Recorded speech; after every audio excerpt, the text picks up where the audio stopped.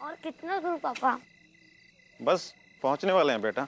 तुम्हें कुछ याद है बचपन में आकर तुम इसी गलियों में घुमा करते थे, दादा दादी के कंधों पे खिला करते थे। तुम्हारे दादा दादी भी तुम्हें देखने के लिए बहुत उत्सुक हैं, वेट कर रहे हैं तुम्हारा। वैसे यहाँ कोई है क्यों नहीं? बेटा शहर में लोग लेट सोते हैं और गांव में खा पी कर जल्दी सो जाते हैं। ये रहा तुम्हारे दादा दादी का घर। बेटा रिशु, अरे संभल के।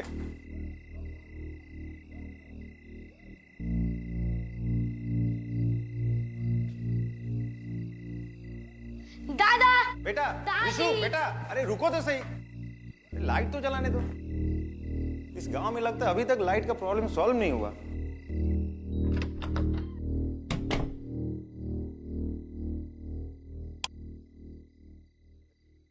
नमस्ते मम्मी पापा। आप लोगों ने तो मुझे डरा ही दिया था। कैसे हैं आप लोग? और सुबह से आप लोगों का फोन लगा रहा था, क्यों नहीं उठा रहे हो? मुझसे नाराज हो क्या? क्या हुआ? आप लोग कुछ बोल क्यों नहीं रहे हो? आप लोग से मिलने रिशु भी आया है। पापा!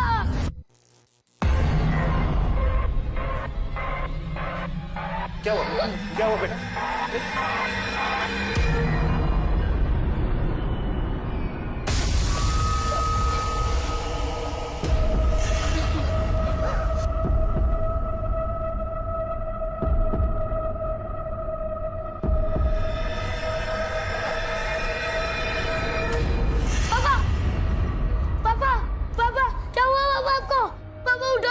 पापा, पापा उठो ना, पापा उठो ना, पापा उठो ना, पापा, पापा उठो ना प्लीज, पापा।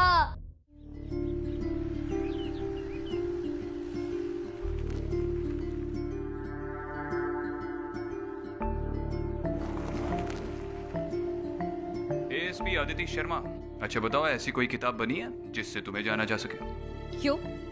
ऐसा क्यों बोल रहे हो? नहीं, कभी कभी हीरो की तरह गुंडों से लड़ पड़ती हो। सारे भूत प्रेत दोस्त है तुम्हारे। अपने डैड का फोन आते ही बच्चों की तरह उछल पड़ती हो, और कभी कभी गुमसुम रहकर किसी सोच में रहती हो। वैसे फिलहाल क्या सोच रही हो? कुछ नहीं।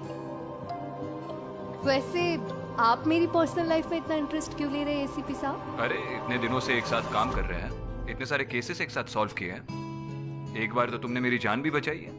अब अपने कलीग के बारे में थोड़ी बहुत पर्सनल इंफॉर्मेशन रखने का हक तो बनता है। अच्छा, इससे पहले जो कलीग थी उसके बारे में सब पता होता था? इससे पहले सिर्फ एक ही कलीग थी मेरी, उसे ठीक तरह से जान नहीं पाया। शिवानी, एक अच्छी ऑफिसर को वनराज ने मार दिया और मैं कुछ नहीं कर सका। विक्रांत, खुद को दोष देना बंद करो। जो भी हुआ उसमें तुम्हारी कोई गलती नहीं थी। वनराज खुलेआम घूम रहा है, उससे बड़ी क्या गलती हो सकती है? विक्रांत, मुझे खुद से ज्यादा तुम पर भरोसा है कि तुम वनराज को ढूंढ ही लोगे।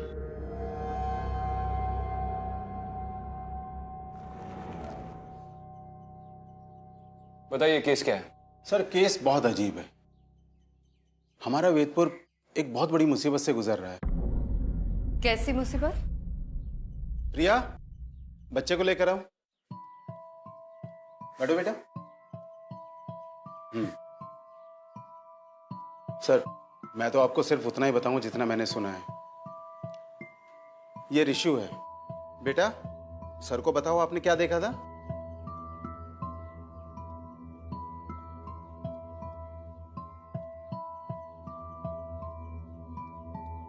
रिशु, तुम्हें हमसे डरने की जरूरत नहीं है। हम यहाँ पे तुम्हारी मदद के लिए आए हैं। बताओ क्या देखा था तुमने? पापा, पापा को मार दिया। अदिति, ये इस वक्त बहुत शॉक में है। इस वक्त इससे बात करना मुनासिब नहीं है। कांस्टेबल, लेकर जाओ। जाओ बेटा। आप ही बता दीजिए आपने क्या सुना है? सर, ये सुबह हमें पुलिस स्टेशन के बाहर मिला था। इसके पापा और इसके दादा दादी की डेथ बॉडीज घर से मिली थी। आपने आसपास के लोगों से पूछताछ की थी? जी मैम, हमने बात की थी। वो लोग भी वही बात कर रहे थे जो पूरा वेदपुर कर रहा है। क्या? एक ये रात को यहाँ पर रोने की आवाजें आती हैं और सर वो आवाजें पूरे वेदपुर को अपनी चपेट में ले रही हैं। रोने की आवाजें कहाँ से आती है? हर जगह से सर। विक्रांत, आई थिंक हमें रिशु के दादा दादी के घर जाके एक बार देखना चाहिए। ठीक है, इसके घर का एड्रेस दे दीजिए।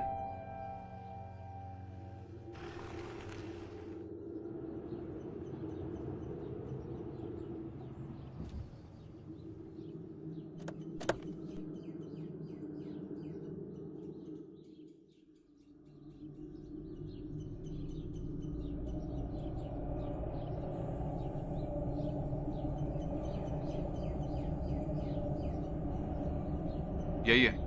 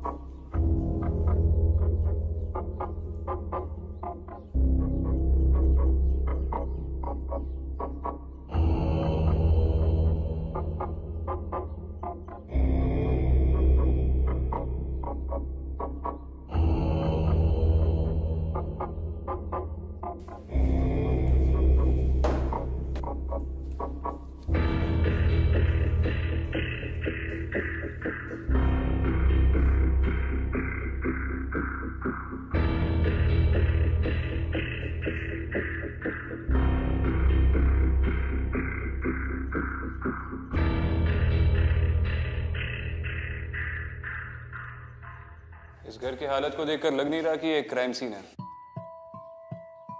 चिंतन और उसके माँ बाप की मौत नॉर्मल सर्कमस्टेंसेस में हुई थी ना? हाँ, दोनों का दिल धड़कना बंद हो गया था और चिंतन की मौत शॉक लगने से हुई थी। शॉक की वजह से? इस घर में ऐसा कुछ तो जरूर हुआ होगा जिसकी वजह से उसे शॉक लगा होगा।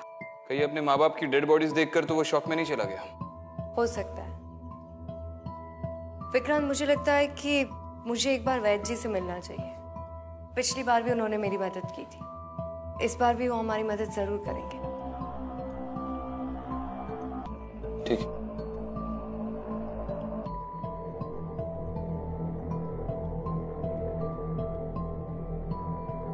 ठीक है, मैं गांव वालों से जाकर मिलता हूँ, तुम वैद्य से जाकर मिलो। ठीक है।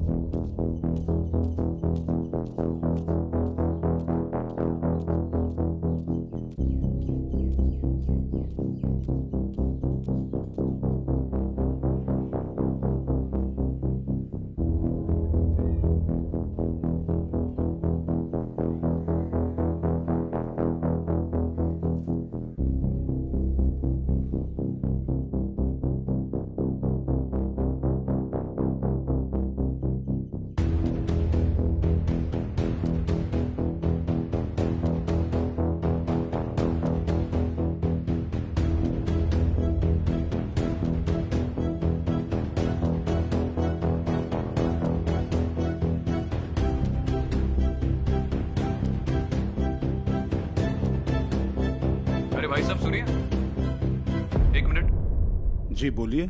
मैं विक्रांत सिंघल, मुंबई पुलिस एसीपी। आपसे चिंतन के बारे में थोड़ी बात करनी है। जी बताइए। आप जानते हैं चिंतन को? उस रात को उसके परिवार के साथ क्या हुआ था? आपने कुछ देखा या सुना? जी नहीं, हमें कुछ नहीं पता। आपको हर रात को यहाँ किसी के रोने की आवाजें आती हैं? केवल मुझे ही नहीं बल्कि पूरे गांव को ये आवाजें सुनाई देती हैं। कब से शुरू हुआ ये सब, ये आवाजें? पिछले कुछ दिनों से सर। लोग डर के मारे रात को अपने अपने घरों में छिप जाते हैं। वो तो दिख रहा है। ये चिंतन के माँ बाप क्या करते थे? मंदिर के बाहर उनकी एक दुकान थी। इस पूरे गांव के लोग मंदिर के आसपास ही काम करते हैं। बहुत ही पवित्र जगह है ये सर, लेकिन अब लगता है जैसे जैसे किसी शैतान का साया पड़ गया हो यहाँ पे। आप चिंतन के परिवार को अच्छी तरह से जानते हैं जी। एक छोटी सी मदद कर सकते हैं उसके परिवार की? जी, कुछ भी। चिंतन का बेटा है रिशु, बहुत डरा हुआ है। ऐसी हालत में उसका पुलिस चौकी पे रहना मुनासिब नहीं है। आपके घर में रहेगा तो परिवार की तरह महसूस करेगा। और हम तो है ही, आपको किसी भी चीज की जरूरत पड़ेगी तो बेशक कॉल कर सकते हैं। जी ठीक है। शुक्रिया। मैं रात को रिशु को लेकर आऊंगा। वैद्य जी,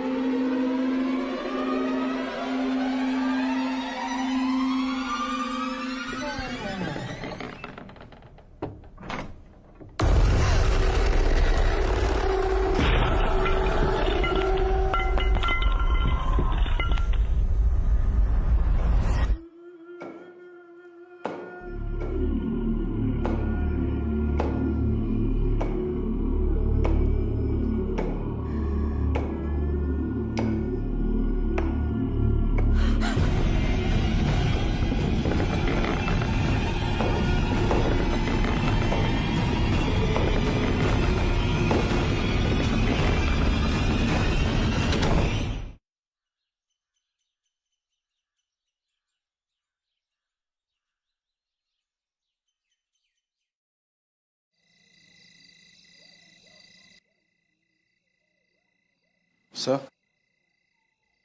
6 बज गए हैं सर, हम लोग जा रहे हैं। रिशु का ध्यान रखना सर। कृष्णकांत, तो हर रोज 6 बजे के बाद आप अपनी ड्यूटी से ऑफ लेते हैं?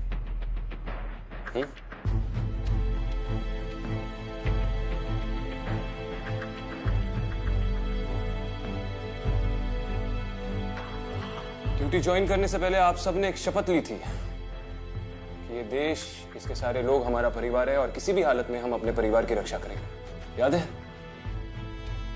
और जब वेदपुर को आपकी सबसे ज्यादा जरूरत है तो आप भीगी बिल्ली की तरह 6 बजे के बाद अपने घर में घुसकर छुप रहे हैं। 9 से 6 की ड्यूटी करनी थी तो कोई और ड्यूटी कर लेते, पुलिस में क्यों भर्ती हुए?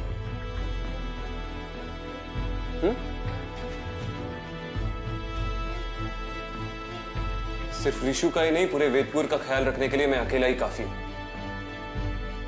और एक बात याद रखिए, भूत, प्रेत, पिशाच, आत्मा या कोई भी बुरी शक्ति इंसान की हिम्मत और उसके जज्बे से बढ़कर नहीं होती। दफा हो जाइए।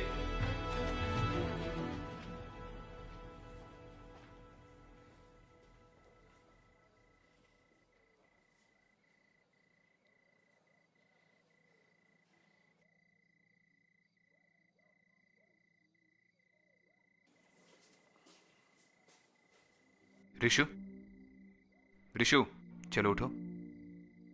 तुम्हें तनुज अंकल के घर पे छोड़ देते हैं। नहीं, मुझे वहां जाने से डर लगता है। मुझे वहां नहीं जाना। डर लगता है?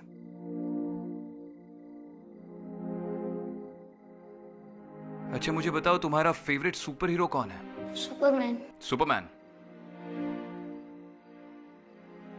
रिशु, बचपन में एक बार मैं साइकिल चलाते चलाते गिर गया था। तब से साइकिल चलाने का खौफ मेरे जहन में बैठ गया, मेरे दिमाग में बैठ गया। मुझे बहुत डर लगने लगा साइकिल चलाने से। तो मैंने अपने बाबूजी से जाकर कह दिया कि इसके बाद मैं दोबारा कभी साइकिल नहीं चलाऊंगा।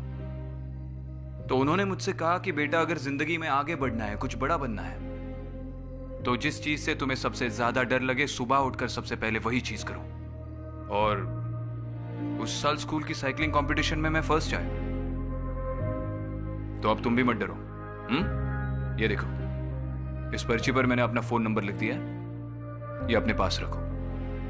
अगर तुम्हें वहां पर कोई भी प्रॉब्लम आए तो मुझे फोन कर देना, मैं सुपर हीरो की स्पीड से वहां पर पहुंच जाऊंगा, ठीक है?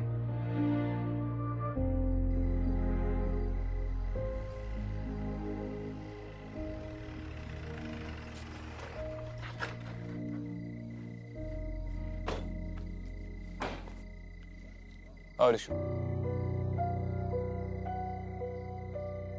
ख्याल रखना, बच्चा बहुत डरा हुआ है। घर में अगर हंसी मजाक का माहौल रख पाओ तो इसके लिए अच्छा होगा। आप परेशान मत होइए सर, मैं ऋषु का अच्छे से ख्याल रखूंगा, आपको शिकायत का मौका नहीं दूंगा। धन्यवाद। चलो मिलते हैं।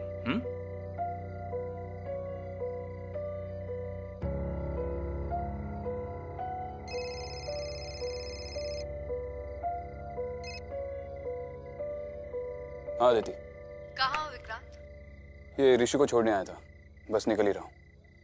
मिलते हैं।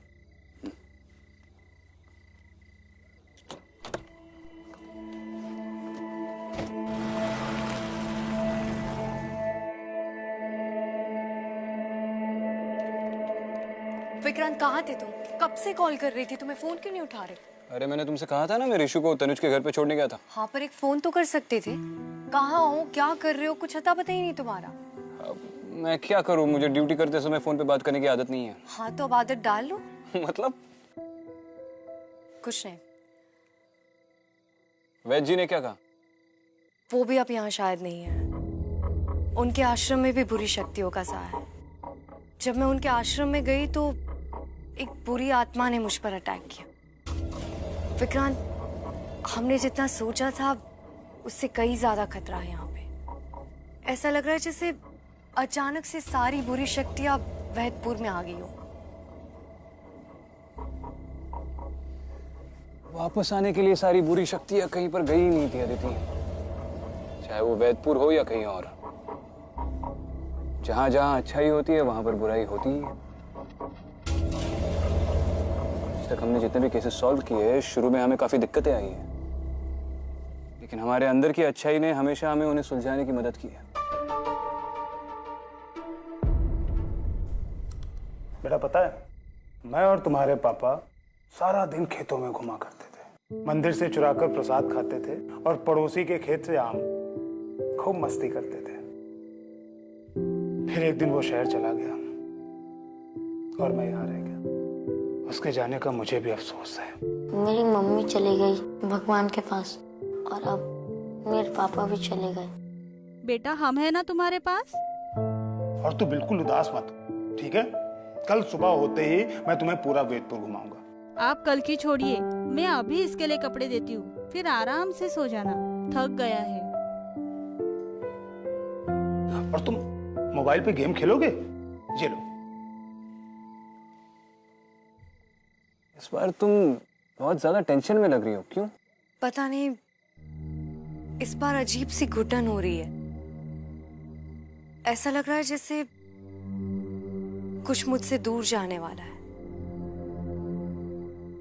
विक्रांत, कहीं इन सब के पीछे वनराज तो नहीं है? वनराज होगा तो वनराज मरेगा। जिस तरह समय की इकाई, समय का सिलसिला अटूट है, अंतहीन है, उसी तरह बुराई और अच्छाई की लड़ाई भी अंतहीन है। उसका कोई निश्चित अंत नहीं। मगर हर युग में जीत अच्छाई की ही होती है।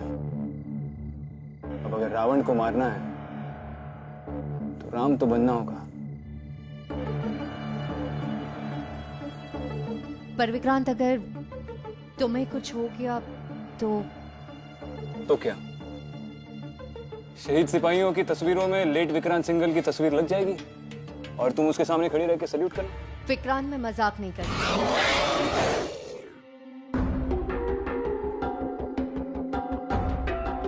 लगता है अब जाने का वक्त आ गया है। मतलब तुम उस तरफ जाओ, मैं यहाँ पर देखता हूँ। विक्रांत, अपना ध्यान रखना। तुम भी।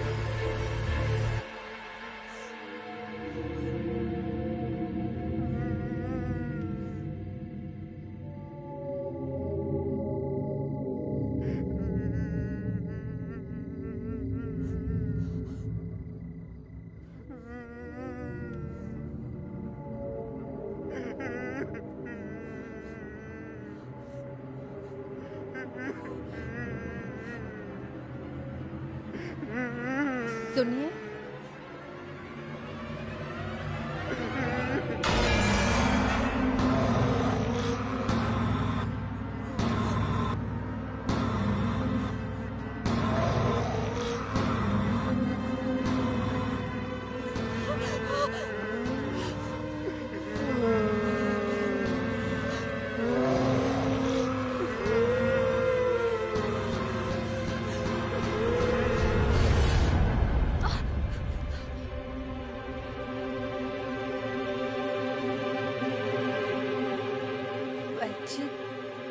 आप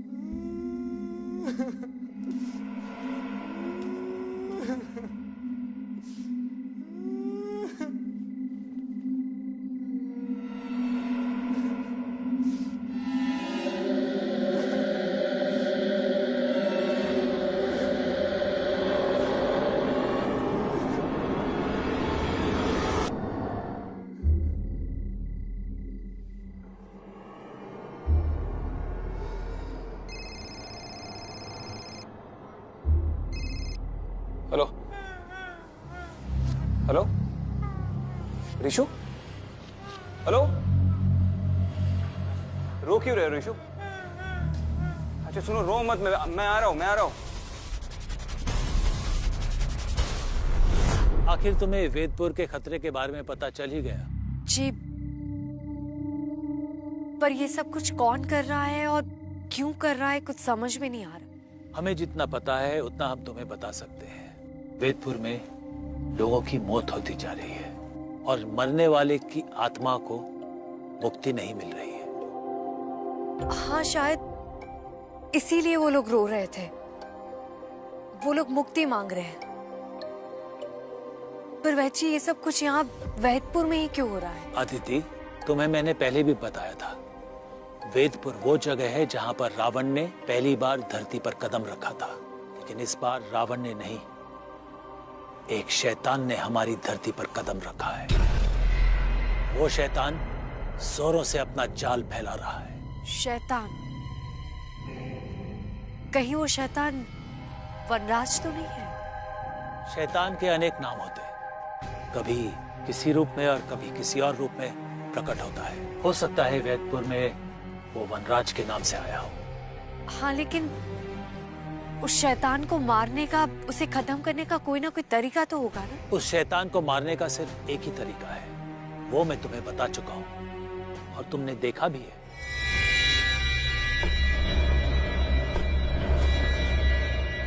वो 4 निशान। पर वैची, वो 4 निशान से वनराज को मारना? अदिति, मैंने तुम्हें बताया था ना, 4 नहीं 5। पुराने ग्रंथों में भी लिखा है और भूतकाल के शास्त्रों में भी यही लिखा है। मैंने पढ़ा है और हर एक निशान का अपना मतलब होता है। पहले निशान का प्रतीक शक्ति है, दूसरे निशान का प्रतीक ऊर्जा, तीसरे का प्रतीक है बुद्धि, चौथे का प्रतीक है सर्वश्रेष्ठ और आखिरी निशान इस ब्रह्मांड का प्रतीक है। वो कहाँ पर है और कैसा दिखता है ये हम नहीं जानते। पर वैद जी अगर 4 निशान मिल गए हैं तो 5वां भी कहीं ना कहीं होगा। उसे ढूंढने का कोई तरीका होगा, कुछ तो। हमें इसके बारे में ज्यादा तो नहीं पता है, लेकिन हाँ हमने पढ़ा है कि जब भी अच्छाई और बुराई का युद्ध होगा वो प्रतीक वहां अपने आप प्रकट हो जाएगा। ऋषु, ऋषु, तनुज, तनुज,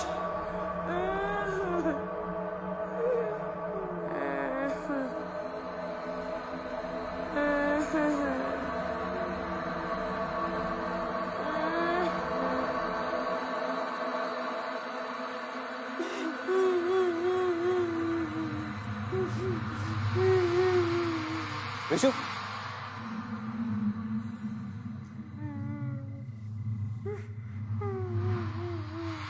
आप तनुज,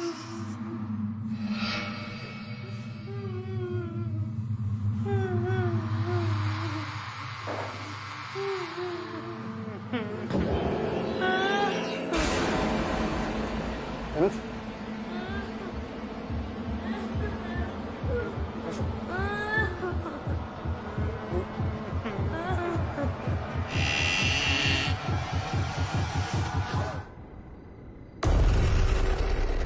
राज,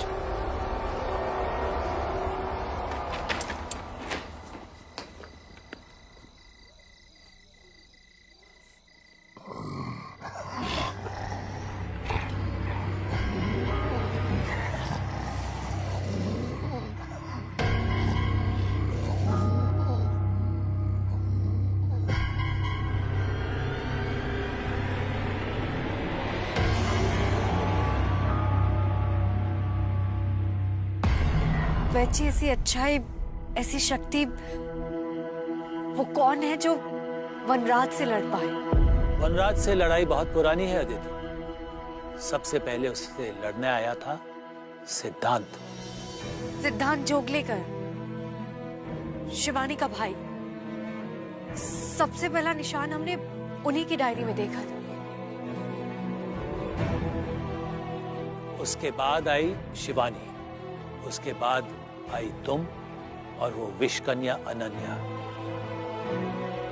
और मुझे पता नहीं कि तुम ये बात जानती हो कि नहीं, तुम, सिद्धांत, उसकी बहन शिवानी और वो विषकन्या अनन्या एक ही अनाथ आश्रम से हो।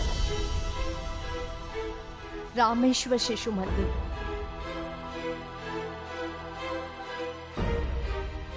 पर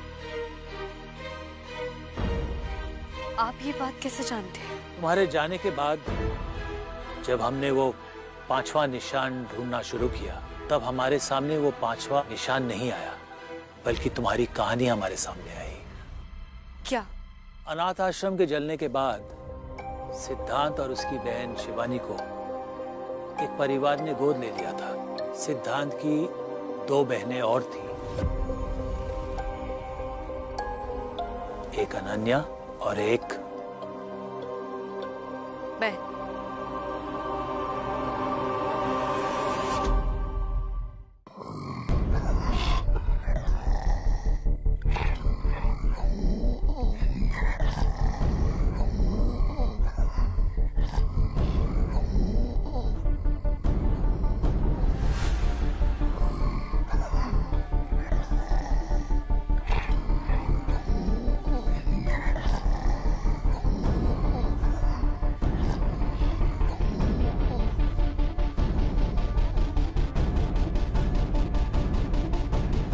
लेकिन तुम सब वनराज को मारने के लिए नहीं, बल्कि वनराज को मारने वाले की सुरक्षा के लिए यहाँ आए हो।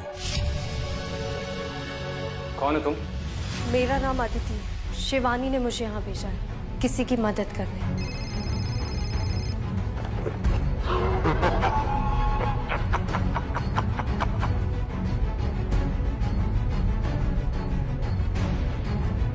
अब अगर रावण को मारना है तो राम तो बनना होगा। मतलब वनराज को कोई खत्म कर सकता है तो वो है विक्रांत।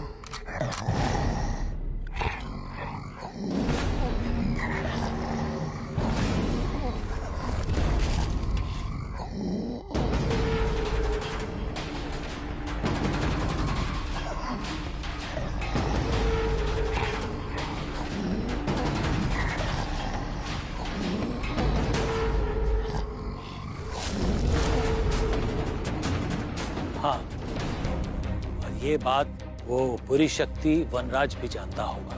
वनराज को मारना इतना आसान नहीं है अदिति।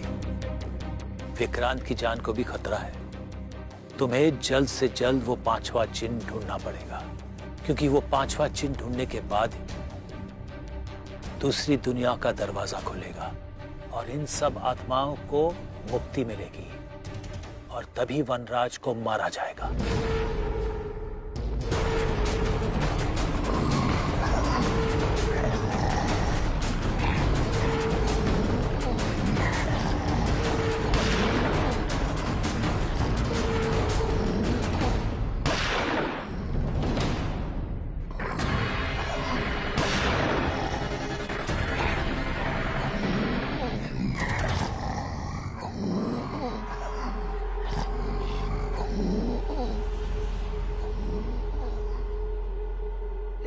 लेकिन वैद जी, मैं वो 5वां चिन्ह कैसे ढूंढूंगी?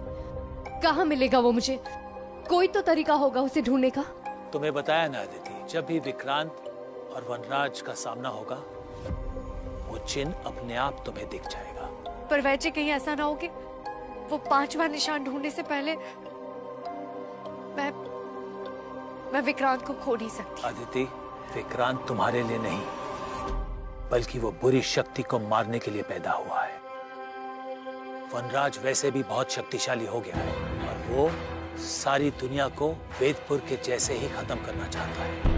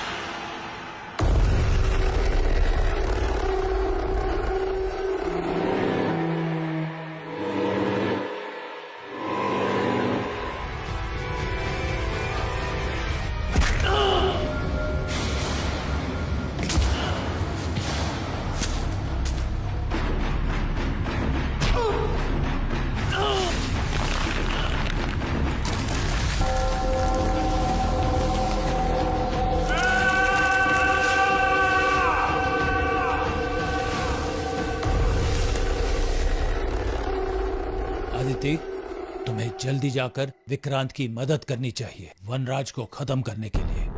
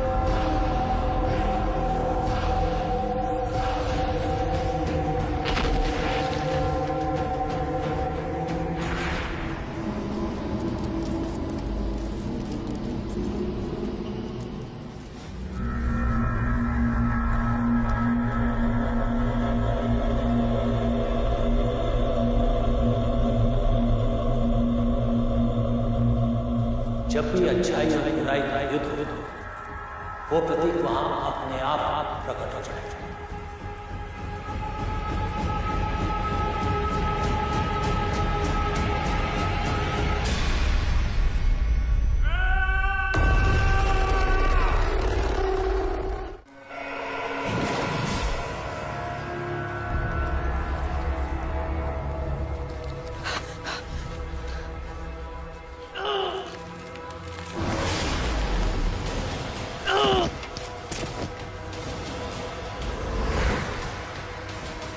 निशान प्रकट हो गए, तो पांचवा निशान भी यहीं कहीं होना चाहिए।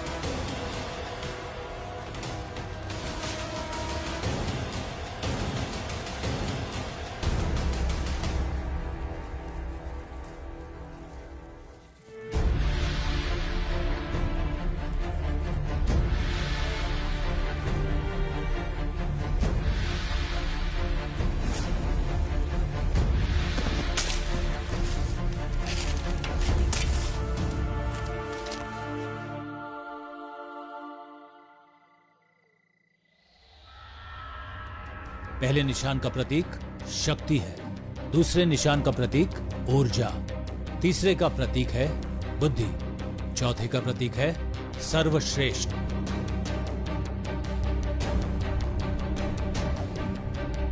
और आखिरी निशान इस ब्रह्मांड का प्रतीक है।